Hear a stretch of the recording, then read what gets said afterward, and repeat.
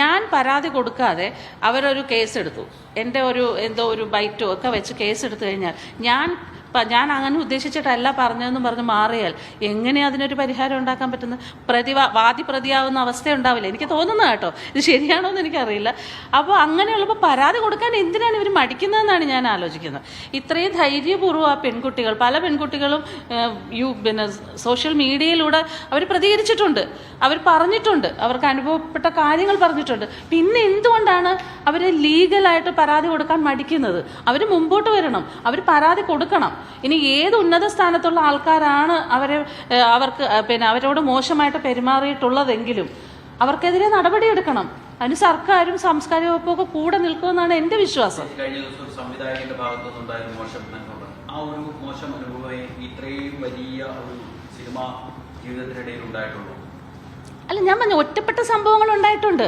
അപ്പൊക്കെ ഞങ്ങൾ പ്രതികരിച്ചിട്ടുണ്ട്, സ്പോട്ടിൽ ഞങ്ങൾ പ്രതികരിച്ചിട്ടുണ്ട്. പ്രതികരിച്ചതിന് ശേഷം ഞാനിങ്ങനെ പ്രതികരിക്കുന്ന ആളായതുകൊണ്ടായിരിക്കാം ചിലപ്പോൾ എന്നോടങ്ങനെ ഇത്തരത്തിലുള്ള അനുഭവമൊന്നും എനിക്കുണ്ടായിട്ടില്ല.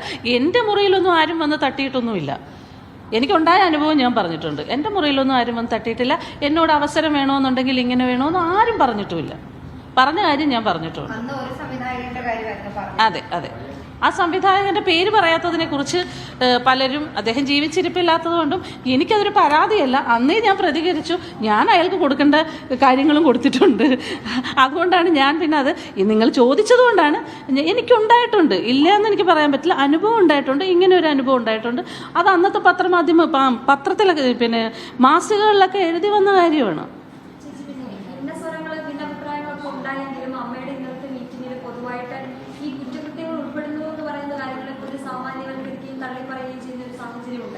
അപ്പോൾ സ്ത്രീപക്ഷത്തിന് അനുകൂലമായ നിലപാട് അമ്മ സംഘടനയുടെ ഭാഗത്ത് നിന്ന് ഉണ്ടാവുമെന്ന് ചേച്ചി കരുതുന്നു?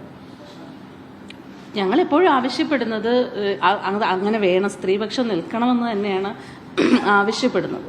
പക്ഷെ ഇന്നലെ സ്ത്രീകളുടെ പ്രതിനിധിയായിട്ടിരുന്ന ആ കുട്ടിയുടെ സംസാരം കേട്ടപ്പോൾ എനിക്ക് വല്ലാത്ത വിഷമം തോന്നി.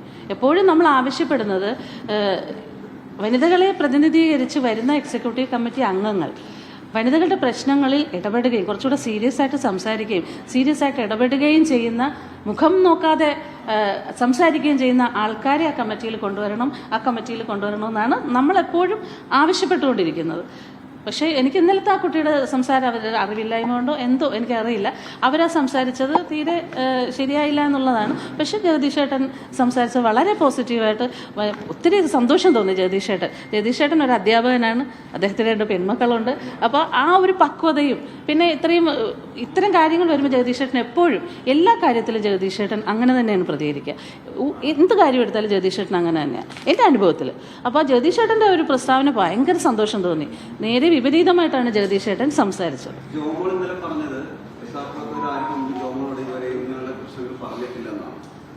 അതെ, അതാണ് ഞാൻ പറഞ്ഞത്. എനിക്കങ്ങനെ ഉണ്ടായിട്ടില്ല. എൻ്റെ റൂമിൽ ആരും തട്ടിയിട്ടല്ലല്ലോ ഞാനിപ്പോൾ വന്ന് സംസാരിക്കുന്നത്. ആദ്യം സംസാരിച്ചത് എൻ്റെ കൂടെ ഞാൻ വർക്ക് ചെയ്യുന്ന സ്ഥലത്ത് ജോലി ചെയ്യുന്ന സ്ത്രീകൾക്ക് നേരിട്ട അനുഭവത്തെക്കുറിച്ച് ഒരു കമ്മീഷൻ തന്നെ, ഒരു കമ്മിറ്റി തന്നെ ഇങ്ങനെയൊക്കെ സംഭവിച്ചിട്ടുണ്ട്, ഇവിടെ കുറ്റകൃത്യം നടന്നിരിക്കുന്നു എന്ന് ഒരു കമ്മിറ്റി തന്നെ പറഞ്ഞപ്പോൾ വലിയൊരു ജഡ്ജാണ് ഹേമ എന്ന് പറയുന്ന മാഡം. ആ മാഡവും ശാരദ മാഡവും ഒക്കെ ഉൾപ്പെട്ട ഒരു കമ്മിറ്റിയിലാണ് ഇങ്ങനെയൊക്കെ ഇവിടെ സംഭവിച്ചു എന്ന് പറഞ്ഞിരിക്കുന്നത്. അപ്പോൾ അത് എനിക്കങ്ങനെ സംഭവിച്ചിട്ടില്ല, അതുകൊണ്ട് എന്ന് പറഞ്ഞ ആ ഒരു വാക്കാണ് എനിക്ക് ഉൾക്കൊള്ളാനേ പറ്റാത്തത്. ആ കുട്ടി പറഞ്ഞത് അതെനിക്കറിയില്ല.